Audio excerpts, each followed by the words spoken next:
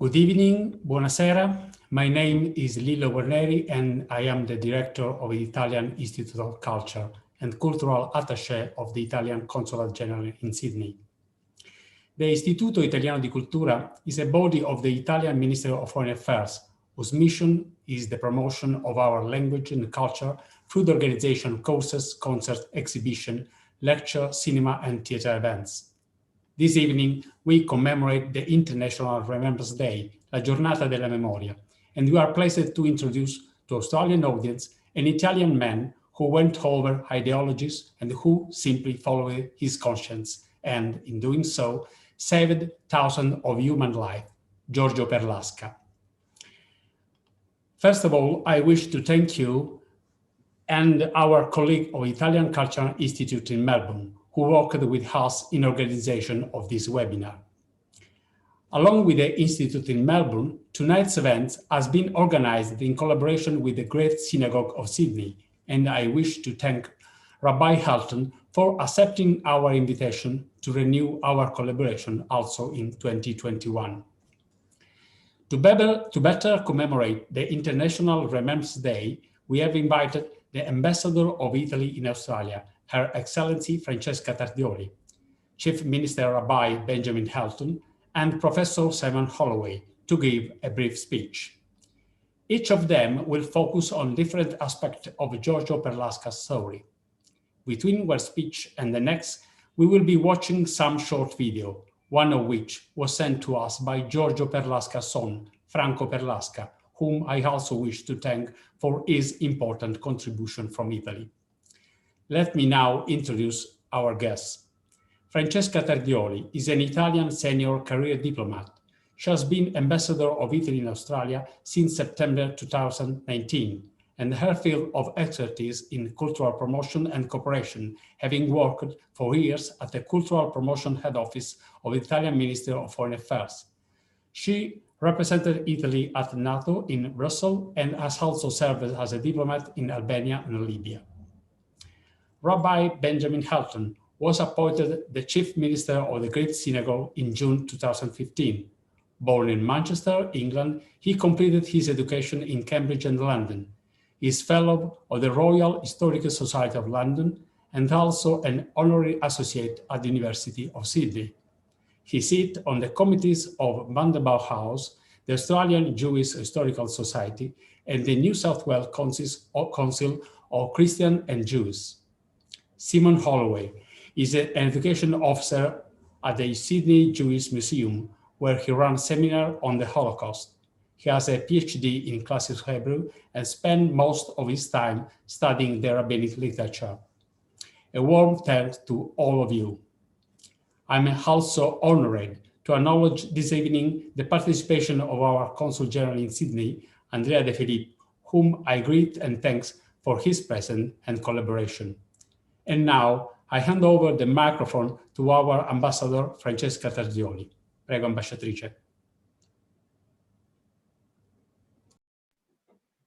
Grazie Lillo, good evening, thank you and welcome everybody, and heartfelt thank and welcome to Rabbi Benjamin Halton and to Dr. Simon Holloway, first of all. We are here together with all of you today to celebrate the Remembrance Day. 76 years ago, on January the 27th, 1945, the gates of Auschwitz-Birkenau concentration and death camps were opened. And on this symbolic date, on which the most abject of the tragedies of history gave way to the spark of hope, we keep the memory of the Shoah alive. I have the honor to start by sharing with you all a few quotes of the speech pronounced yesterday, the 27th of January, by the President of the Italian Republic, Sergio Mattarella. 20 years have passed since the establishment of the Remembrance Day dedicated to the memory of the extermination and persecution of the Jewish people. And every time we approach the theme of memory with emotion and disturbance, and always pervaded by uneasiness, doubts, and unsolved questions. Because Auschwitz, which symbolizes and summarizes all the horror and madness of racist totalitarianism, embodies the terms of a tragic paradox. It is in fact the most inhuman construction ever conceived by man. Man against humanity, a terrifying factory of death, the non-place, the unheard of, the never seen, the unimaginable. A unicum in the history of humanity, which unfortunately is studied with massacres, genocide, wars, and cruelty, even in these days. A monstrous constructions built in the heart of civilized and advanced Europe. Remembering and making everyone remember the sacrifice of millions of innocent victims, mostly Jewish, but also Roma and Sinti, homosexuals, political opponents, disabled people, therefore is a duty of humanity and civilization, which we make ours every time with painful participation. End of quotes. Remember, reflect, and above all, continue to make sure this abomination is well known, and continue to make sure that we all together fight Holocaust distortion, as the banalization of evil is always a grave danger for humankind and always will be. And this is one of the reasons of the establishment in the year 2000 of the International Holocaust Remembrance Alliance, IHRA, and soon after of the Remembrance Day that we celebrate today together.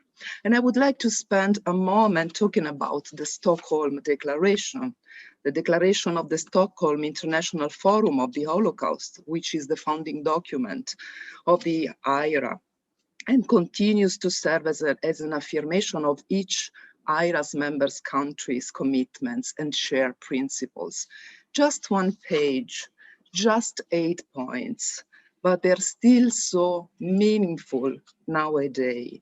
And I will not go through all of them because I know for sure that you know them by heart, but I want just to make a couple of reflections. The first of all is on the fact that as Article 1 says, the Holocaust, the Shoah, fundamentally challenged the foundation of civilization. The unprecedented character of the Holocaust will always hold universal meaning. And this is why we have to keep the memory alive. And Article 3 is also very important to me. With humanity still scarred by genocide, ethnic cleansing, racism, anti-Semitism, xenophobia, the international community shares a solemn responsibility to fight those evils. The Holocaust, therefore, is eminently relevant to the present day. A well-informed understanding of the Holocaust, the paradigmatic genocide that it was, can help in comprehending and addressing other cases of genocides, mass atrocities, and human rights violations. Italy and Australia are both members of IHRA, and they are both active members. I want just to make a very quick reference to the last innovation done by the Italian government just a few days ago. The government amended racial persecution and compensation laws to make it more easy for those who are in the position to make a claim and compensation to make this in a easiest manner. And this is also another very important step towards, in a way, you know, making the counts with our own history in my own country. Now, talking about Australia, it is of just a couple of days ago, maybe just yesterday actually, the announcement that the government of Australia will fund with $750,000 the Holocaust Museum in Canberra. So this is a very welcome development. This is a very concrete step towards making the memory of the Holocaust perennial here in Australia and more broadly around the world. The last point I want to make is a reference to Article 6 of the Stockholm Declaration. We are committed, we share a commitment to commemorate the victims of the Holocaust and honor those who stood against it. And this is what we are going to do today. Honor one of those who stood against it. Giorgio Perlasca, a great Italian, a great hero for the entire humankind. Thank you very much for your attention.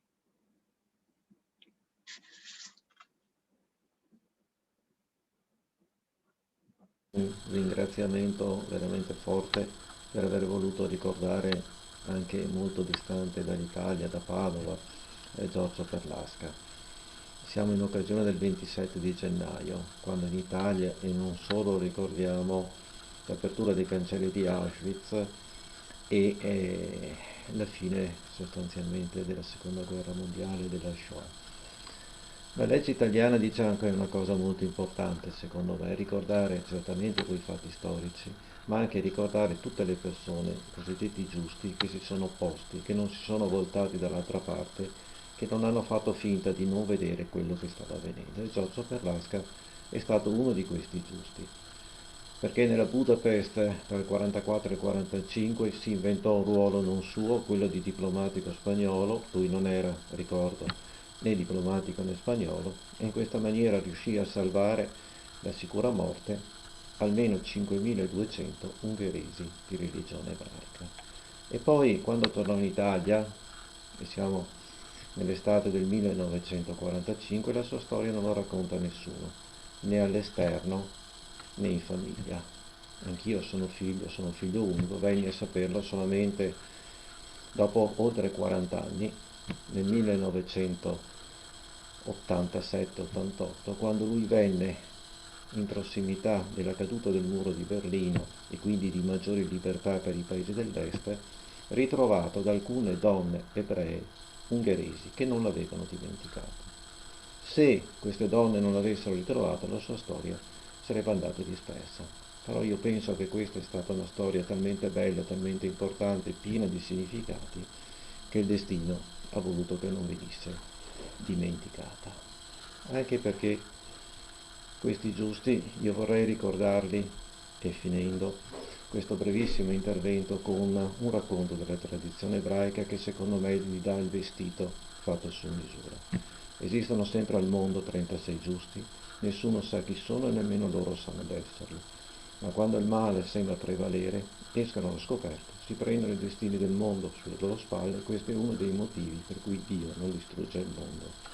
Ma finito questo periodo, hanno la capacità, l'umiltà, nel senso più alto del termine, di tornare a fare quello che facevano prima, dimenticando quello che avevano fatto, per un motivo semplicissimo: ritengono di aver fatto esclusivamente il proprio dovere di uomini, nulla di più e nulla di meno.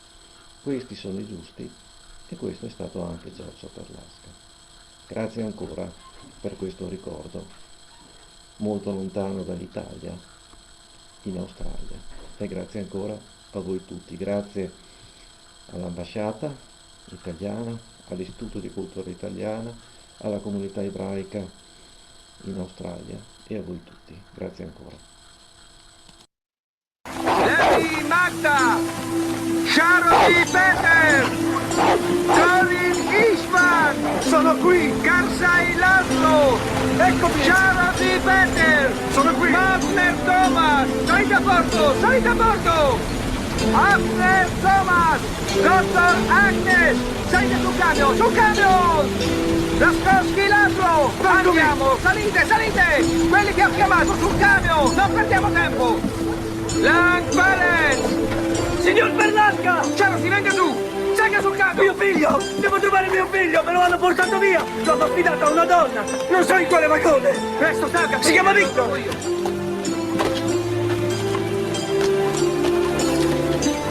Victor! Magda! Ti hanno affidato un bambino di nome Victor? Mi aiuti, sono preoccupata. Victor! Ti hanno affidato un bambino di nome Victor? Sono io, Victor! Ah, vieni con me! Ti porto da tuo padre! Venga con noi, anche lei! Venga, venga, venga, venga! Faccia presto! Lascia la carrozzina, prende il bambino al camion! Sì, ecco! Magda!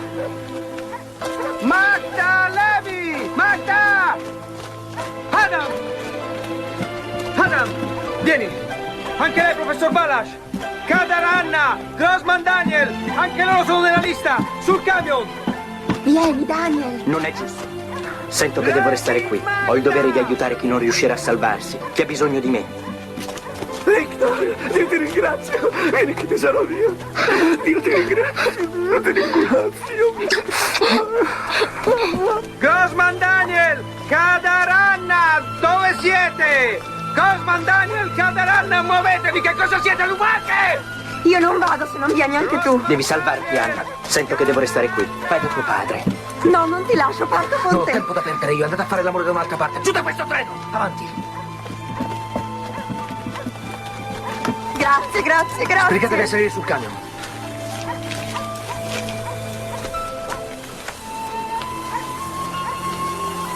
Anna. Anna! Venite avanti voi! Non ho più nomi. Ho già chiamato tutti i nomi scritti nella lista. Fammi altri nomi. Maria Ilona Brown! Sì. Luisa Bruno! Sì. Bono Girelli! Sì. Va, sul camion. Maria Ilona Brown! Siamo qui! Maria Siamo qui! Ilona Brown! Sul camion, presto, salite sul camion! Luisa Bru! Eccomi! Luisa! Presto, scendi, sali sul camion! Sul camion! Boros Irene! Boros Irene! Sono io, Boro Girelli! Venga giù! Boros Mi Irene! dia la mano. L'aiuto, venga giù! Irene! Mi dia un nome. Con Aspetta, salga sul Ilonka! camion, sul camion! Con Ilonka! Sono qui! Sono qui! Sì! Ma c'è anche mia sorella Ania! Senza di Sua lei non sorella, ma certo, vengo! anche lei! È sulla lista, sulla lista, deve scendere sulla lista!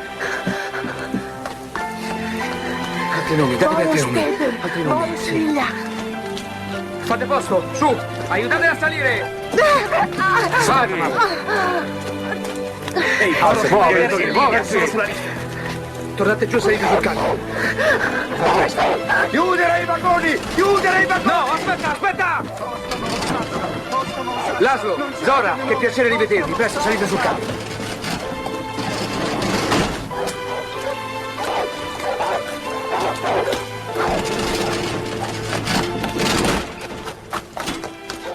Wodek! Wodek! Wodek! Wodek! Wodek! Tu non sei Wodek Colco! Tuo padre è sul camion, perché non sei con lui?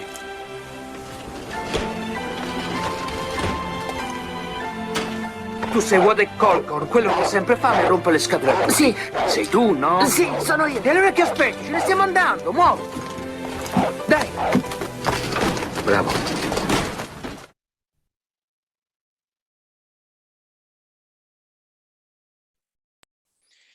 Good evening, folks. First of all, I would like to thank very much the organizers of this event this evening for having invited me. It's a great honor to be able to speak in the company of such distinguished speakers. And I recognize a great many names of people that I know on the list of attendees. So it's very nice to see people again. For those of you whom I've not had the pleasure to meet in the past, my name is Simon, and I work at the Sydney Jewish Museum. And one of the great joys of my work, and one of the most remarkable things that I get to do here at the museum, is to work with a number of survivors of the Holocaust and seek to record their experiences and preserve the recollections that they had in a manner that we might, all of us, learn something, and certainly within the context of the work that I do at this museum, that we might use as an opportunity to teach a younger generation about these horrors that had occurred in the middle of the last century. And I have to say, before starting as well, I see that a number of our distinguished Holocaust survivors are joining us this evening as well. And it's very nice to see you here also.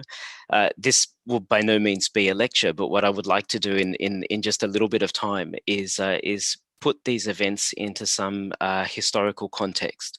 I'm only going to be speaking for 20 minutes, and I'm going to be sharing some slides with you. And my intention is to set these events against the backdrop of a broader history, against which they might stand in sharper relief. And in a little while, we'll be handing over to my distinguished colleague, Rabbi Elton, who will speak a little bit about the gentleman in question who was responsible for saving the lives of so many people, and whose legacy we're going to be honoring this evening. What I'm going to do in terms of setting this into historical context is I'm going to go back to 1941. And then we're actually going to go back to the beginning of the 20th century, and then down to 1944, which is where this story takes place. And I'm going to share my slides with you now.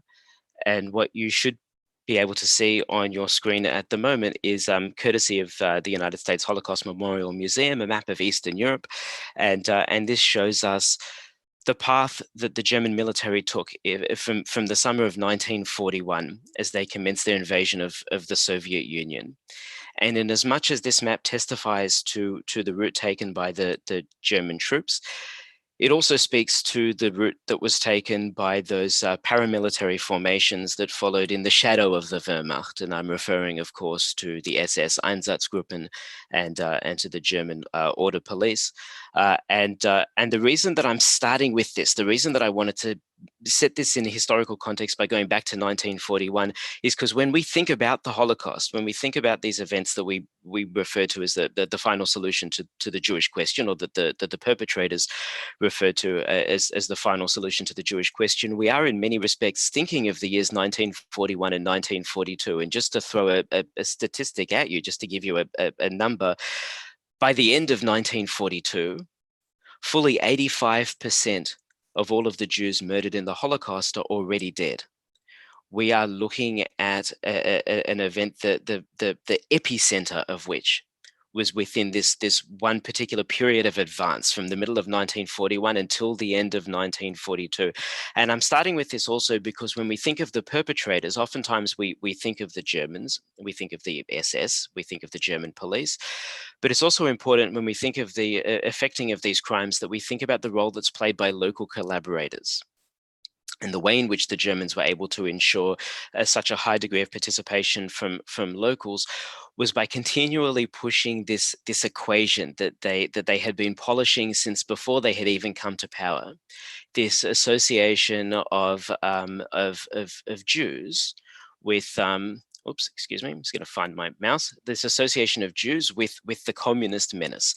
This idea that everything that they were fighting against was in some sense embodied in the image of the Jew, and that everything that local populations had to fear about the Soviet Union, they could embody, they could understand as a reflection of those Jews even living amongst them, those people who are living within their midst. And of course, the story that we're going to be dealing with this evening, and this part of the history that we're remembering, is of course not a genocide perpetrated solely by the Germans, but also perpetrated by some of their allies and some of their willing collaborators as well. Now, by the time we get to 1944, the only Jewish community that remains within German-occupied Europe is the community within the borders of Hungary, and they are existing within a kind of a bubble, if you will, which is about to pop. And if you have a look at this map, in fact, you get a visual sense as to what the Hungarians gained through their alliance with Nazi Germany. There's a significant amount of land which is added to their territories. You can see in the various shading around the borders of this map, land that had been given to them, taken from southern Slovakia, taken from the Transcarpathians, taken from northern Romania, taken ultimately in 1941 from Yugoslavia. But what is not clear in this map, and what I think is really important in terms of setting the scene, is that much of this land had historically been part of the Kingdom of Hungary. And in fact, if you consider this map, this is from the American Hungarian Federation. You can find this particular map online. You can see how at the end of the First World War, fully 75% of Hungary's former territory had been carved out and given to these other nations in the surrounding area, allowing for the creation of Czechoslovakia, the creation of Yugoslavia. And the reason that that's important, and I appreciate that I'm throwing a lot of information at you that and as I did say, this wasn't to be a lecture, but the reason that this is important is because if we go back to 1910, if we have a look at the census of 1910, and I'll show you some of the results of this census, we see that Hungary faced what some historians like Randolph Braham have referred to as the problem of nationalities. Hungary was a very linguistically heterogeneous population. So according to this census, a little bit more than 50%, about 54%, was made up of the Magyar. So these are people who spoke Magyar, which we today simply translate as Hungarian. But there was a sizable minority of people who spoke Romanian, fully 20% of Hungary's early 20th century population, including speakers of Slovak, speakers of Serbian. And when I say that over 50% spoke Magyar, it's not entirely true. It's the number of first language Magyar speakers might actually be more accurately estimated as being a little bit less than 50%, but it was very important to them that they have a majority. With the rise of nationalism, it was seen as very, very important that in the eyes of many of these speakers of Magyar, that Hungary become a linguistically homogeneous population. And the only way that they were able to boost their numbers, the number of Magyar speakers, to above 50%, was by including those people that they refer to as Magyars of the Israelite faith, by including the Jews, which made up roughly 5% of the population. And they did that through emancipating those Jews. Most of the Jews who were residing in Hungary were actually speakers of Yiddish. But by emancipating them, what we see is a number of Jews who are moving to the cities, a number of Jews who are learning to speak Magyar, and that's increasing the number of first language Magyar speakers. And I just share with you a quote here for anybody who might be at all interested in the writings of Randolph Braham on this, who noted that the Hungarian attitude of benevolent tolerance towards the Jews was motivated not only by economic considerations, but also by this desire to increase the percentage of the Magyars in the polyglot Hungarian kingdom. So here's the crux. The reason that I'm stressing this, and the reason that I think that this is so important for us to understand, is that after the end of World War I, when so much of the former Kingdom of Hungary gets carved off and goes to these other states around Hungary. There's the Romanian speakers go to Romania, and the Serbian speakers go to Yugoslavia. What you end up with is a situation by the time we get to the 1930s in which not only the largest, but to some extent the only non-historically Magyar minority residing within Hungary is that of the Jews. They are, to some extent, the largest. To some extent, they are the only, and certainly they are the largest and most visible ethnic minority. And as I certainly don't need to tell you, by the time we're getting to the 1930s, nationalism is taking on a decidedly racial strain.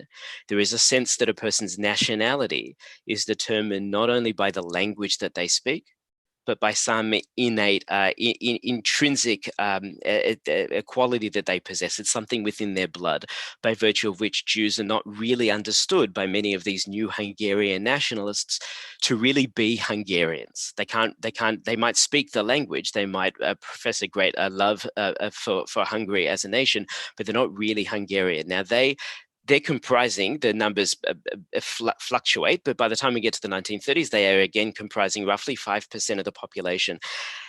And I need to be very careful how I phrase this, because I don't want to give obviously the wrong impression. And I think it's important that we appreciate the degree to which the Jewish population within Hungary was overwhelmingly very professionally and financially successful, without at the same time pandering to the concerns that were had by these Hungarian nationalists. So I realize that's a little bit of a word salad, but let me explain to you precisely what I mean. By the time we get to 1930, the Jews within Hungary, roughly 5% of the population, they own roughly 70% of Hungary's largest industrial concerns. Jews, despite comprising only 5% of the entire population, control about 40% of the country's commerce. They comprise roughly 55% of Hungary's lawyers, some 40% of Hungary's doctors. They make up about 36% of Hungary's journalists and roughly 40% of the country's university intake. Now, we see similar sort of statistics when it comes to Germany and when it comes to Austria. The degree to which Jews thrilled at the opportunities that emancipation gave them, and buoyed by a love for the country in which they found themselves, become almost a new middle class. And given that they are viewed not as Hungarians by these nationalists, this position of prominence actually makes them very, very vulnerable. And just to sort of highlight the degree to which Jews are overrepresented in Hungary's economic and professional life, I'm talking about the 5% of Hungary's population that are Jews. But what I'm not taking into account is that about 50% of the Jewish community within the nation's capital, within Budapest, was actually very poor. They were too poor even to pay taxes. And that many of the Orthodox Jews living in the countryside lived exceedingly modest lifestyles. So we're really looking here at a minority within a minority. But in as much as Jews are overrepresented amongst Hungary's intellectuals, we also find that Jews are somewhat overrepresented within intellectual organizations like that of the Communist Party.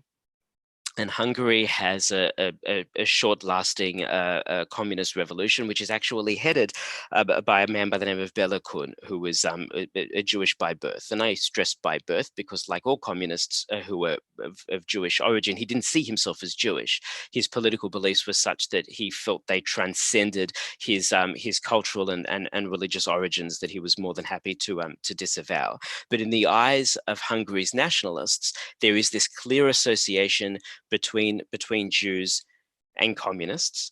And the individual who was the commander of Hungary's armed forces, who becomes Hungary's president throughout the Second World War, is a man by the name of Miklos Horthy.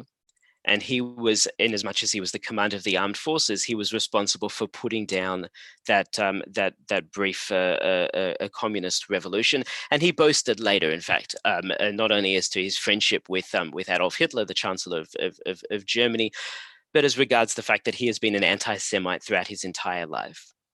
But he recognized that there is a problem, that he's in something of a bind, because while he dislikes Jews, and while he would seek to reduce what he perceives as Jewish control over Hungary, he also recognizes the fact that that Jews living in Hungary are fiercely proud of being Hungarian, whereas many of the anti-Semites who are living in Hungary would, at the first opportunity, sell Hungary to the Germans. And it's an interesting phenomenon that during the Second World War, Hungary goes through no fewer than 6 different wartime prime ministers. And they alternate, they literally alternate back and forwards between a pro-German prime ministers and what the historian Raoul Hilberg has referred to as reluctant collaborators. And the interesting thing is that as we progress through the war, the pro-German prime ministers become increasingly pro-German, and the reluctant collaborators become increasingly reluctant. Now, in a moment, I'm going to take us to precisely where our story, you might say, is set. But just before I do so, I'd like to point out one of the more infamous examples of anti-Jewish legislation, which is passed during this time, is the very simple definition as to who or what actually is a Jew. And this might seem like one of the more innocuous pieces of legislation, but it is in many respects the piece of legislation that all other examples of anti-Jewish legislation rest upon. Once we've defined who is a Jew, now we know who is subject to all of the other discriminatory policies. So according to the law of 1938, a Jew is somebody who is Jewish by religion or who converted out of Judaism or was born into Judaism by a particular date, and that's changed the following year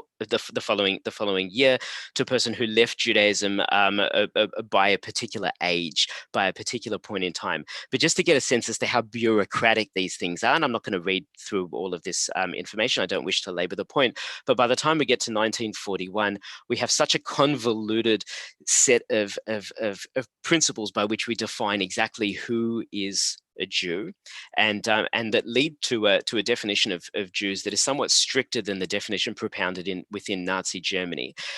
And it's in 1941.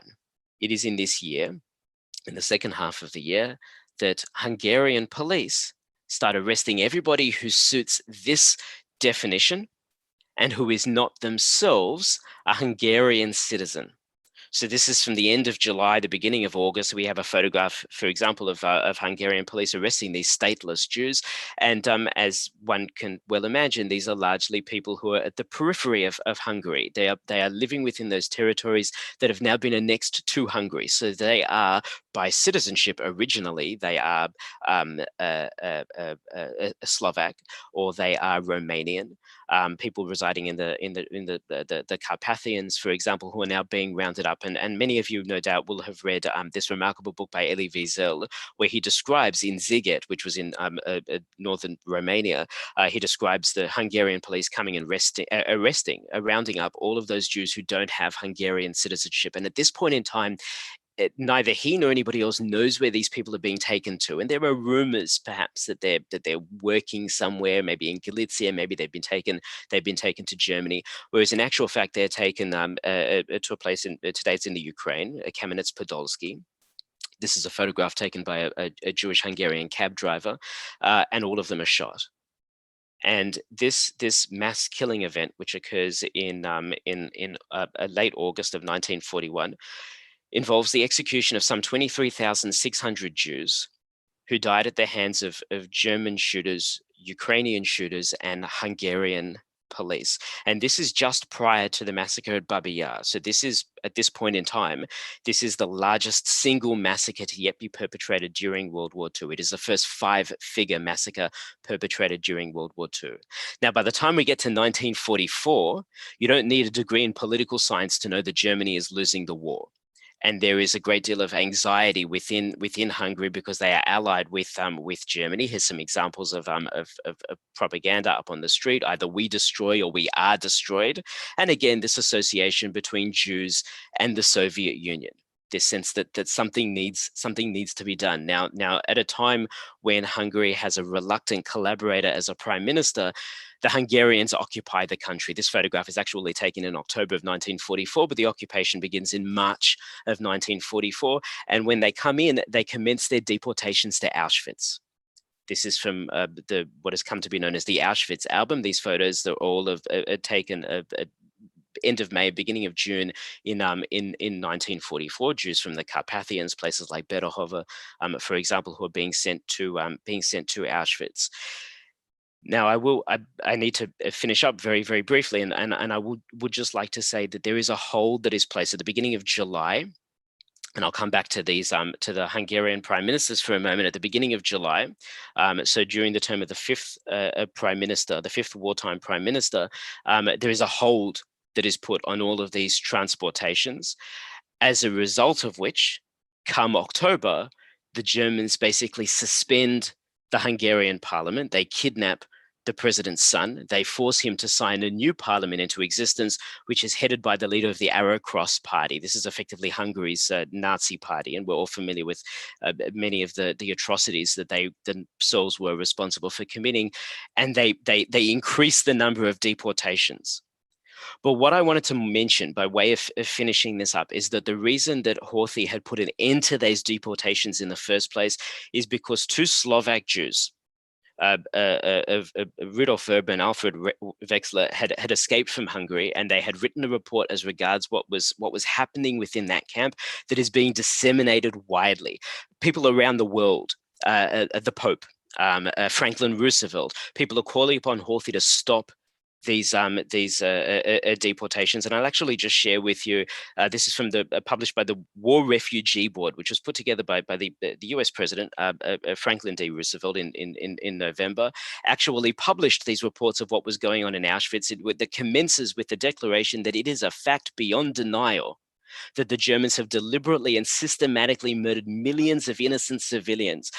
I wanted to finish up by making it very, very clear that around the world, world leaders know what is going on.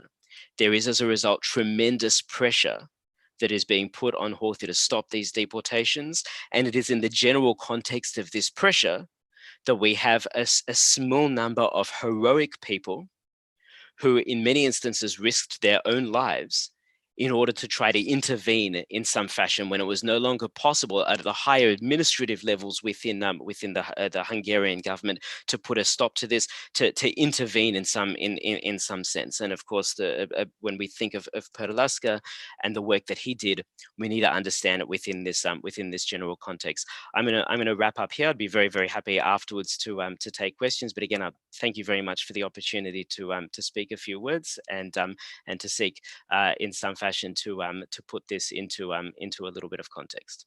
So thank you.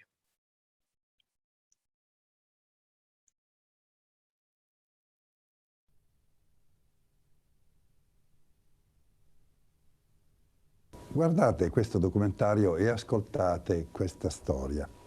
È una vicenda che più di ogni discorso spiega che cos'è un uomo giusto, un uomo che si espone, che combatte con coraggio e con forza l'ingiustizia per salvare delle persone in pericolo, senza chiedere per sé niente, né gloria né ricompensa.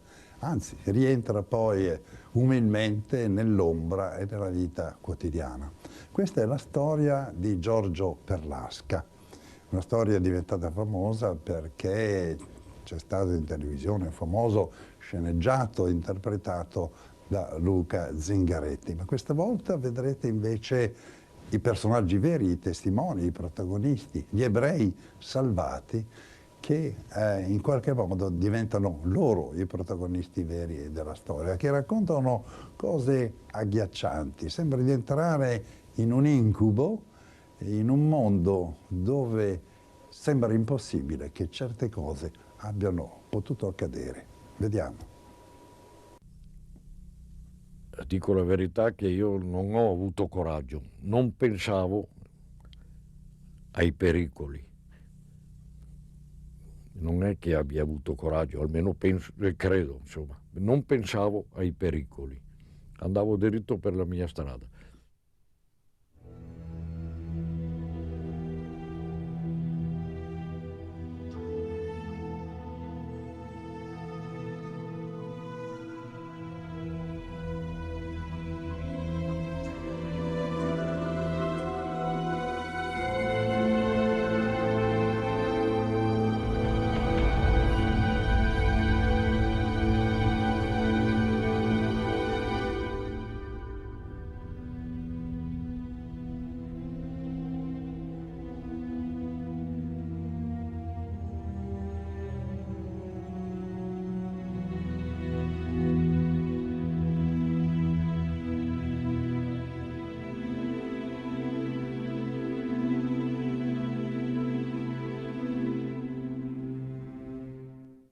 Dopo la pesante disfatta dell'esercito ungherese nell'ottobre del 1944, l'ammiraglio Horthy, reggente la corona di Ungheria, decide di rompere l'alleanza con la Germania nazista e di firmare un armistizio con l'Unione Sovietica. Ma i tedeschi, con l'appoggio dell'esercito e della polizia ungherese, riescono a prendere il controllo militare della capitale e impongono il partito filonazista delle Croci Frecciate, nominando il generale Zalasi primo ministro e capo dello Stato. Nel 1944, quando sono entrati i tedeschi, la nostra vita è stata stravolta. Ovviamente abbiamo capito che eravamo in pericolo. Ciò ci veniva ricordato da tutti i manifesti in cui erano elencate tutte le ristrettezze che avremmo dovuto subire.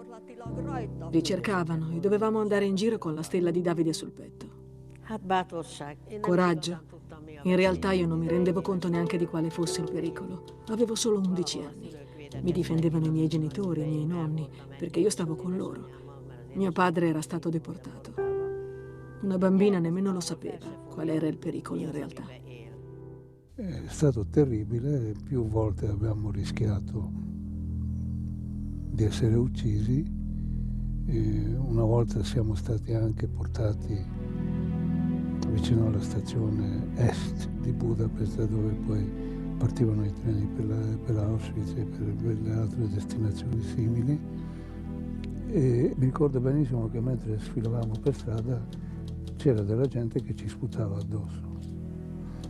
E naturalmente un bambino questo non lo scorda facilmente, no?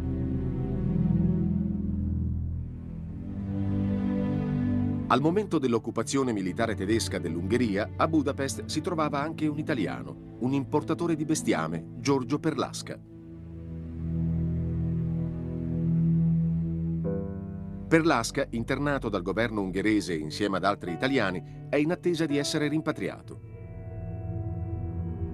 Ma quando l'avanzata delle truppe russe sul fronte orientale rende sempre più reale l'ipotesi della deportazione in Germania, Perlasca decide di fuggire e chiede aiuto ad Angel Sanz Britz, ambasciatore della legazione di Spagna.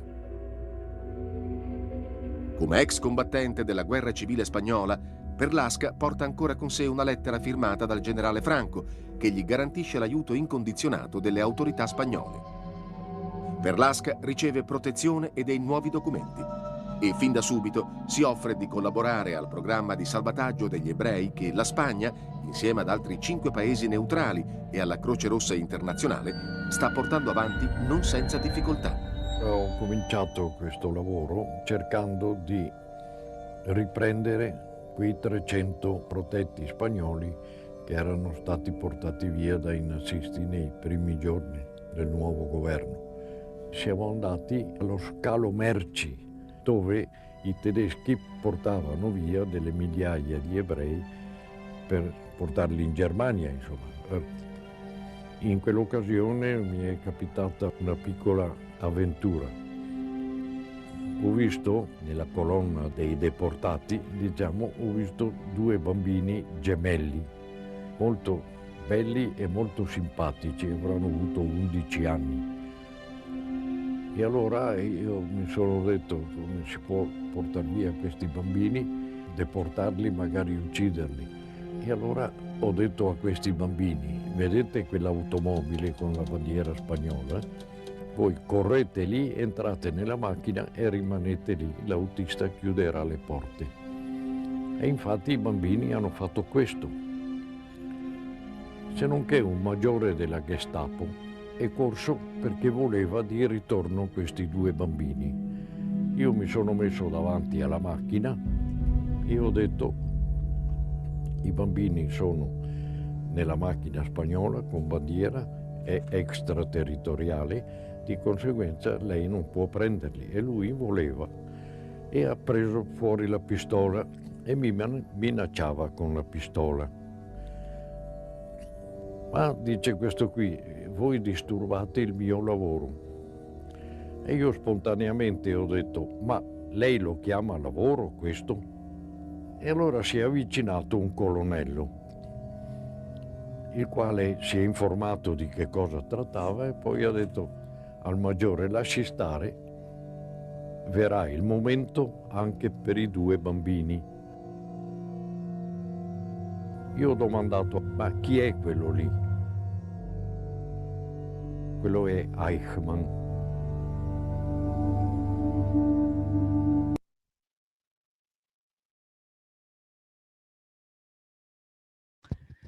I would like to now welcome Rabbi Elton to speak. Are you there, Rabbi? Yes, I'm here, and I think if you turn on my video, I should be able to. Yeah. Right. Sorry. There we go. Is that fantastic? Excellent. Thank you so much. Can I first of all thank the Italian Cultural Institute? It's really marvelous that every year we can partner with the Institute to mark Holocaust Memorial Day. This is now a several-year association, and always very delighted and proud that we can continue this partnership, especially as I think the Institute is essentially on the site of the predecessor synagogue to our own synagogue. We're now in Elizabeth Street, but previously in York Street. And so there's that deep historical connection between our synagogue and the site of the Cultural Institute. I want to thank Simon Holloway, always such a scholarly and accessible presentation. And I want to acknowledge all the Holocaust survivors from my community and other communities who are joining us this evening, as well as paying my respects to the victims of the Holocaust, who we remember on Holocaust Memorial Day. Giorgio Perlasca, who I have the honor to speak about, represents an extraordinary development. A man one would not have predicted would have become a hero of the Holocaust, and yet acted in a thoroughly heroic way, time after time, during this period of 1944 to 1945. It was very telling to me to see in the video of him that he said he didn't regard himself as being courageous. He just didn't think of the risks. And I think if there's a definition of courage, it's paying no heed or attention to the very terrible risks that he faced. His beginnings were extremely unpromising if you're looking for likely candidates to be a hero of resistance to the Holocaust and somebody who's going to save the Jews. He was a fascist. He was an Italian fascist in his early years. When the Second World War broke out, he was 30 years old, and he was a veteran of 2 wars. The first was the Italian War in Ethiopia, which was an unpleasant war based on a racist ideology and an imperialist ideology to conquer Abyssinia, as it then was. And he fought in that war. And he also fought as a volunteer in the Spanish Civil War on the side of the fascists. Now, this is an extraordinary reality for me to deal with, because my family volunteered to go to Spain and fight on the side of the anti-fascists. So when I read that Perlasca volunteered to travel from Italy to Spain to fight for the fascists, to fight for Franco, this is a deeply unpromising beginning to somebody you can look to be a Holocaust hero. I noted that his son, who we have heard from at the beginning, his name is Franco, and I'm not sure of his age, but I wonder if he was in fact named after the leader of the fascist forces that Perlasca was supporting and actively fighting for. However, by the time of the Second World War, Perlasca has made the decision that he wants to be a civilian. He's not interested in being a combatant anymore. And in fact, he is in the business of animal imports and meat production. That's how he makes his living. And in that line of work, he'd seen the persecution of Jews and the deportation of Jews, and he was aware of it. And just as with Schindler, where you have somebody who is morally deeply problematic in all sorts of ways, nevertheless, Schindler had certain red lines. And I think Perlasca had certain red lines as well. And he was not an anti-Semite, and he was not prepared to tolerate the persecution and deportation and murder of Jews in that way. That was a non-negotiable for him, and that absolute moral stand, when it was discovered, would change the course of his activities and his life during the course of the Second World War. In 1942, Perlasca arrived in Budapest. He was sent there by the Italian government in order to secure meat supplies for the Italian war effort. And as Dr. Holloway indicated, things are bad for the Jews in Budapest in 1942. The anti-Semitic legislation of 1938 is in force. Although Jews were still able to attend synagogue services and lived openly as Jews, there were definitely violent attacks on synagogues, synagogue goers, Jews by pro-Nazi forces. It was becoming a very uncomfortable and dangerous place to be a Jew. In 1943, as Simon said again, pressure starts to be exerted on Hungary to take part in the Holocaust. And then, in terms of Perlasca's personal situation, a decisive turn of events takes place when Germany occupied Italy. And at least in theory, or officially, the king and Mussolini, the king of Italy and Mussolini, part their ways, and Mussolini and the king now oppose each other, whereas previously Mussolini had been the king's prime minister, essentially. Now, Perlasca sided with the king against Mussolini. So that's a very interesting break with his fascist past. He does not ally himself with Mussolini, supported now by the Germans. He sides himself with the king, with the anti-Nazi Italian position. In 1944, the Holocaust begins to be implemented in earnest in Italy. The Yellow Star and is now obligatory for Jews living in Hungary.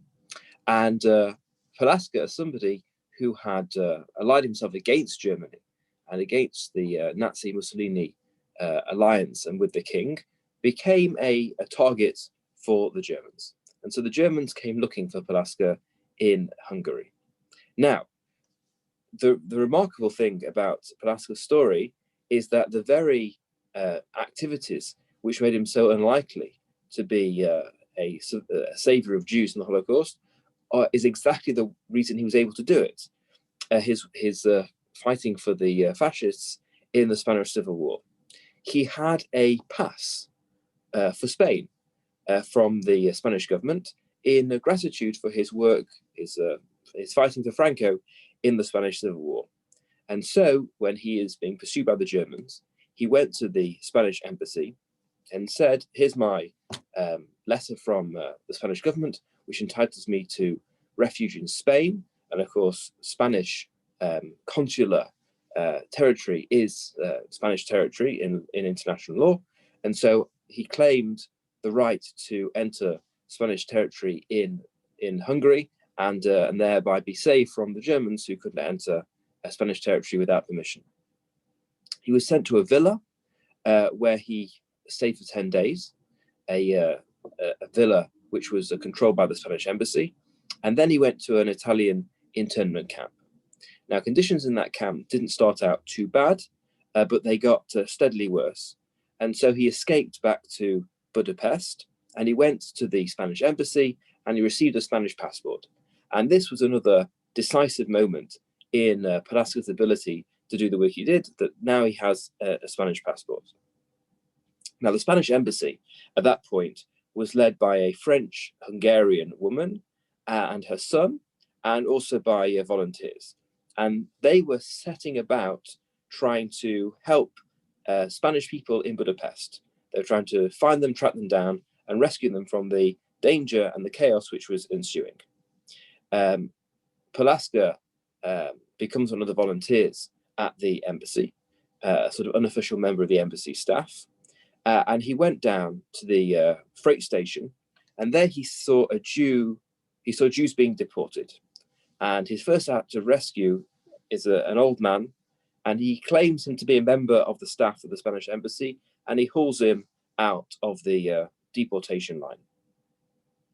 And at this point, he decided to issue letters of protection to anyone who requested them. Any person who requested a letter of protection from the Spanish embassy, Perlasca determined he was going to issue such a letter.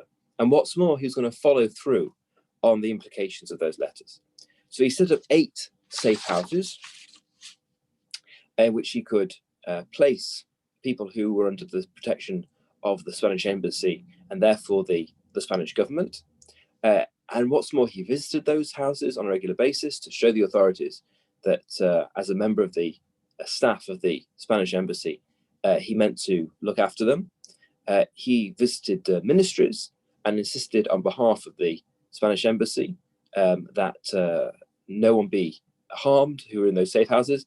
And he went to the police headquarters again to face down police officers who might attempt to cause harm or take away the people who are under Spanish protection in those houses. And it has to be stressed, it's the case all the way through Perlasca's story, that he was acting with any sort of authority from the Spanish government. He was placing all these people under the protection of the Spanish government without the knowledge, let alone the permission of the authorities in Madrid. He was acting entirely of his own bat. He was not Spanish in any fundamental sense. He was not employed by the Spanish government. He was not a Spanish diplomat by any means. He was simply using the facilities that were available to him and bluffing in order to save the people that he issued protection letters to and he placed in those houses. Now, the Spanish embassy, including or particularly the first secretary, who was known as a man called Brits, he was signing joint declarations with other neutral powers in Budapest against the deportation of Jews. For example, the Vatican and Switzerland and other neutral countries, their ambassadors would get together and they would sign declarations condemning action against Jews and other actions which they disapproved of and wanted to draw attention to. The first secretary was still performing this function, but this was the last thing that the Brits did, because he saw which way the tide was turning, and so he arranged to leave Budapest. He got himself out, and in fact, he got Perlasca a German visa and a way to get to Switzerland. So Brits presented Perlasca with the ability to leave to leave Budapest and to get out of Switzerland on a German passport. And this is another turning point in Perlasca's activity because he refused to take that way out. Brits went off to Switzerland and to safety, but Perlasca was determined to stay and do whatever he could in order to save as many Jews as he could.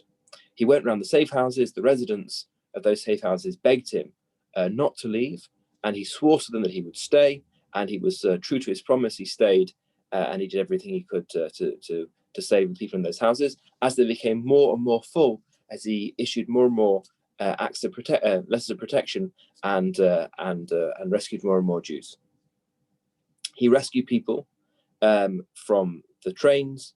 He took them away from danger when they were on the very brink of deportation. In the end, he saved 5,218 lives at least, as we saw in the dramatization, immensely brave, going down to the places where the Jews were being deported and literally hauling them off the trains and into his vehicles and into safety. Now, he claimed that when Brits had left, he'd simply gone to Bern on diplomatic business. He'd not skipped the country. He'd simply gone on a perfectly proper diplomatic visit, and he was going to come back. And in the meantime, he'd left Perlasca in charge. This was entirely untrue, but Perlasca didn't mind because it was necessary in order to carry on his work. And interestingly enough, although some people in the embassy thought this was foolhardy or inappropriate or wouldn't work or dangerous, Farkas, who was the lawyer within the embassy, backed him. So an alliance between Farkas and Perlasca develops, in which they're going to support each other as they go about their work. So essentially, Perlasca directed the Spanish legation in Budapest from the December the 1st, 1944, until January the 16th, 1945. Again, without the knowledge of the Spanish government, without any authority from them, simply using that as a means to save Jews.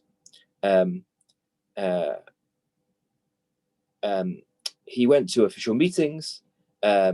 He walked around the city with a police officer walking behind him carrying the Spanish flag, a rather a flamboyant, dramatic gesture.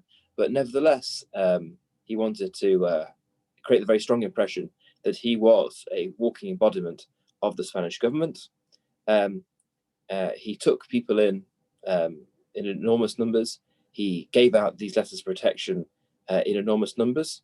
And he went further than that. For example, if there was any suggestion that there was going to be danger posed against the people he was trying to save, he threatened reprisals against Hungarian citizens in Spain.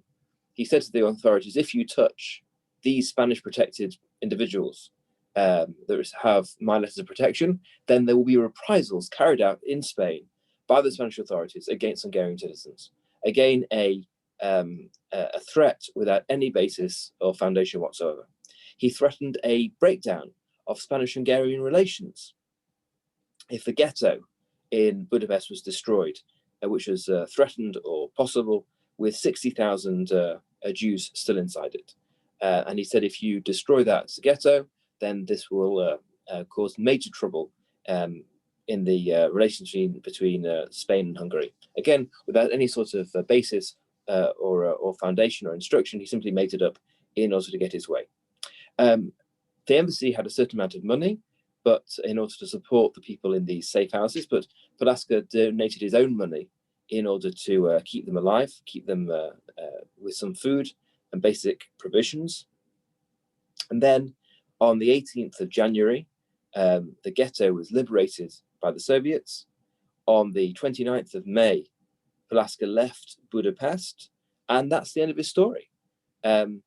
It's a brief and dramatic and highly successful example of Holocaust rescue, daring, shameless, courageous, brazen, but it got the job done for over 5,000 Jews who were in danger.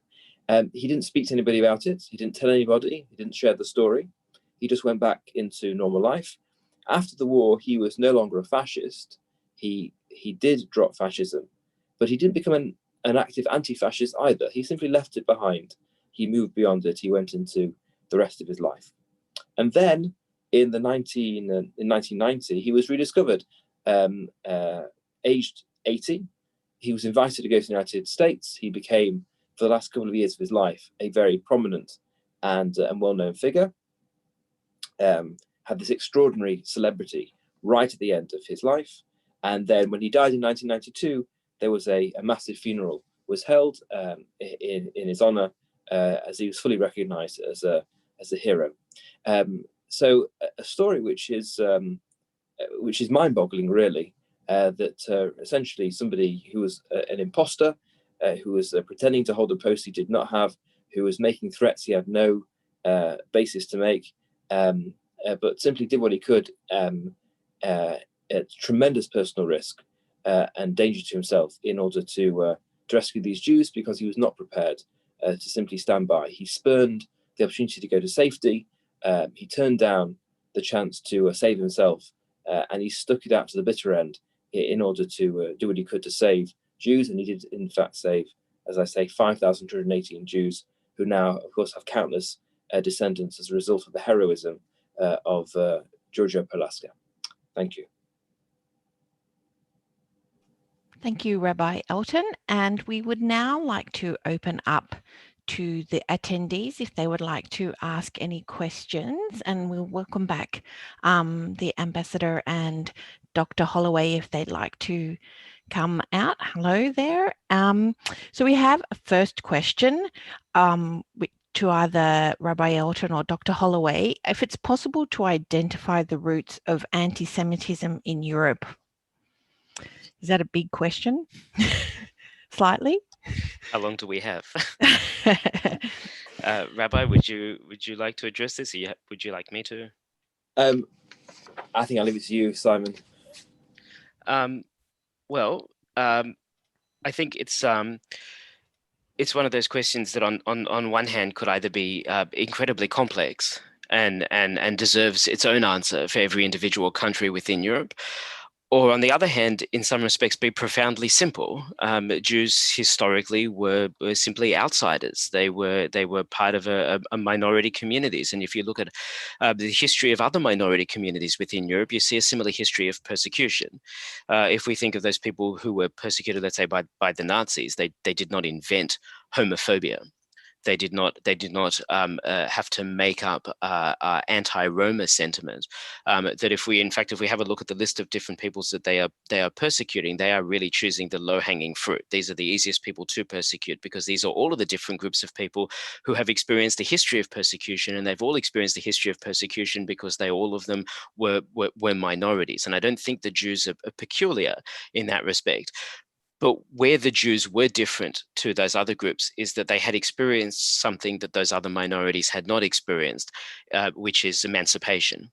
The Jews in the 19th century in Europe did become, or at least they started on the road to becoming equal citizens, which meant that they were able to function as fully functioning members of the societies in which they lived, while at the same time be outwardly Jewish and to be practicing their Judaism, and that I think makes them distinct and also makes them particularly vulnerable. And if I might add one other consideration to this, which is that in the eyes of Nazis and these other nationalistic groups, they did not much like the world in which they lived. They saw modernity as a bad thing. There was much about the modern world that they disapproved of, much that they felt needed to go back. They wanted to go back to some imagined past where things were simpler and cities were smaller and they were more in touch with their own national and ethnic origins and so forth.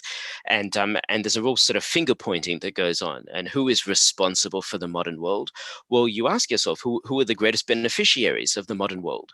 And I think for many of these nationalists, the answer to that question was very simple, that the Jews had very much benefited from modernity. They had gone from being a pariah to being fully functioning members of the societies in which they live. They went from being these impoverished peoples living in the countryside, only a collection of exceptions of which excelled within various professions, to being, to some extent, a new middle class within a number of these countries, within these nationalist movements existed. So that made Jews even more so a convenient scapegoat for all of their ills. Thank you, Simon. We have another question. I'm not sure whether Rabbi or Dr. Holloway can answer this. Is it true Boy Scout type or equivalent organizations were used in Hungary to locate and hand over Jews? Does this sound... Simon, you're looking perplexed. Oh, look, I don't know if Rabbi would like to respond to this question. I have to plead ignorance. I don't know this. It's not something with which I'm aware. That certainly does not mean that it's not true. It just means that I don't know. Mm-hmm. I have no information, I'm afraid, about that. I mean, obviously, youth groups like the Hitler Youth being the best example, so were used and mobilized by the Nazis. Whether that was done in Hungary, I don't really know. Okay. Can Rabbi Elton tell us how Perlasca was rediscovered? You mentioned some Hungarian women found him.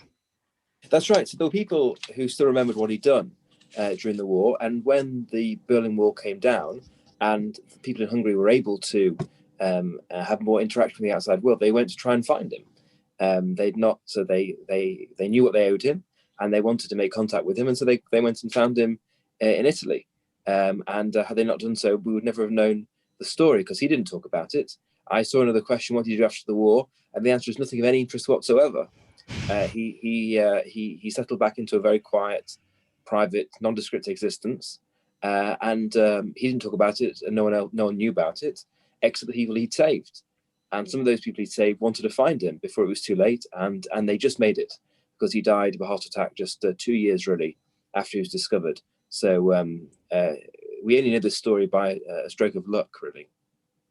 It's fascinating. Well, I think that's the last question we have. So, Direttore Guarneri? Yes. Thank all our participants for coming, I mean, virtually. It's always a pleasure and an honor to collaborate with the Great Synagogue and, of course, with our embassy. We have an important duty to preserve the memory of the Holocaust. So soon we hope to have events in person here at the Institute. Meanwhile, all of you are invited to the next webinar on 11th February, Diversità Prima. We'll speak about the strange time we are living and how the COVID has changed our life. Thank you again and see you soon. Grazie a tutti, arrivederci.